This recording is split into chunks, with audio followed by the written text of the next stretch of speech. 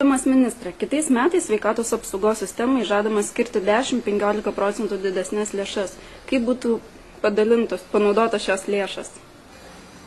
Yra jau apsispręsta dėl prioritetų, kurie bus tvirtinami turbūt artimiausiu metu vyriausybėje ir po to Seimui perduodami galutiniai aprobavimui. Ir į keletą krypčių yra ypatingas dėmesys akcentuojamas. Tai visų pirma yra siekiama, kad sveikatos priežiūros įstaigos atlaikytų tos globalius iššūkius, su kuriais susiduria Lietuva ir visa Europa. Tai būtent šilumos kainų išaugimas, maisto kainų išaugimas, taip sakant. Papildomai tas skirtas lėšų kiekis turi pilnai kompensuoti kainų augimą komunaliniam paslaugoms ir maistui. Kita kryptis yra tęsti jau prieš kelis metus pradėtą darbų užmokesčio sveikatos priežiūros įstaigos kėlimo politiką. Rezultatai yra pakankamai neblogi. Dvigubai daugiau šiandien medikas gauna, negu gaudavo, gydytojai, negu gaudavo prieš 3–4 metus, bet nežiūrint to, mums vis tiek reikia konkuruoti su švedais, britais ir kitais, kur medikų algos gerokai aukštesnės. Tai ta programinės nuostatos numatoma tęsti. Taip pat svarbu ir tai, kad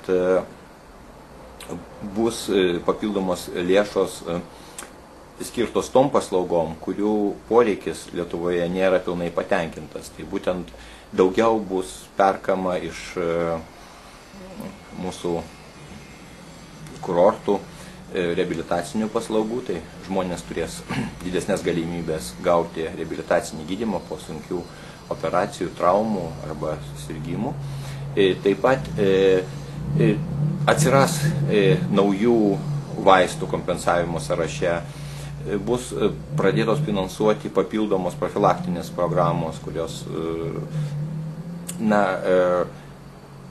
šiandien nėra atskirai finansuojamos. Tai turbūt tie pagrindiniai darbai. Vienas dar iš reikšmingų darbų yra didesnis finansavimas visuomenės sveikatai. Aš kalbu apie savivaldybėse steigiamas visuomenės sveikatos įstaigos, kurios turi užtikrinti būtent žmonių sveikatos profilaktiką, nes gydyti žmogų reikia, bet tai ir skausminga žmogų ir šeimai, kai jis jau susirga, ir pakankamai brangu.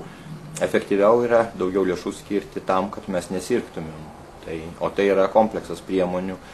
Tai kažkiek tai ir gamtosaugos dalykai arba traumatizmo dalykai, kur ne tik sveikatos ministerija arba ne tiek sveikatos ministerija sprendžia, bet taip pat ir kalbėjimas su žmonėmis dėl sveikos gyvensenos, dėl kokybiško maitinimosi, dėl žalingų įpročių vengimo, kaip perteklinio alkoholio vartojimo arba rūkymo. Tai būtent tai yra pagrindiniai darbai, kurios vyriausybė mato būtinos finansuoti labiau, negu iki šiol buvo daroma. Kaip prognozuojate perspektyvą? Ar užteks ateityje gydytojų Lietuvoje? Dėkui. Šitą klausimas dar dažnai užduodamas tiek Lietuvoje, tiek kalbant su kolegomis užsienyje.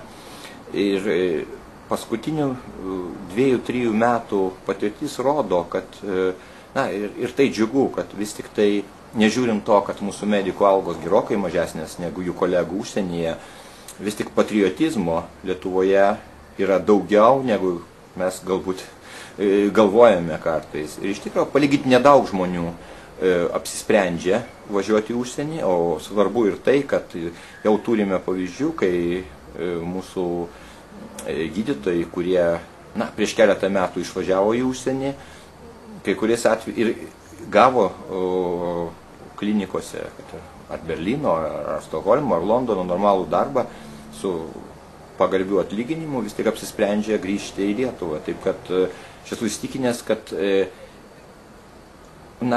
krizės šitoje srityje tikrai nebus.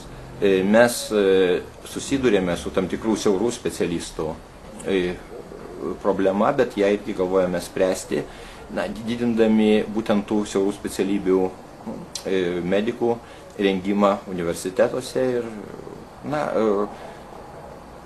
aš manau, kad taip, problemų turime, bet tai, kad mes keliame medikam algas, tai, kad labiau šiuolaikiška aparatūra atsiranda mūsų gydymo įstaigose, ar tai poliklinikose, ar ligoninėse, kas svarbu medikam, profesionalam būtent dirbti su šiuolaikinė technika, vis tik tai užtikrins, kad dauguma medikų ir toliau laikys Lietuvą ne tik savo gimtinėje, bet ir tą vietą, kur galima ir reikia dirbti.